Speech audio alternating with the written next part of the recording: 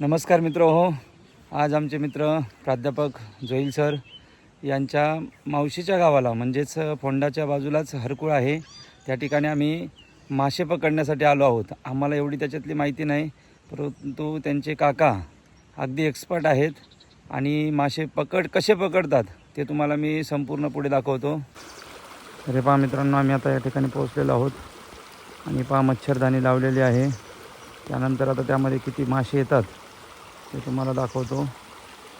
हे पहा सर्व मंडळी आमची मच्छरदाणीमध्ये आता मासे भेटणार आपल्याला, ते तुम्हाला दाखवतो. तर हे पहा मित्रांनो, आम्हाला पहिल्याच चान्समध्ये पहा भरपूर मासे मिळालेले आहेत. हे पहा किती मासे मिळालेत.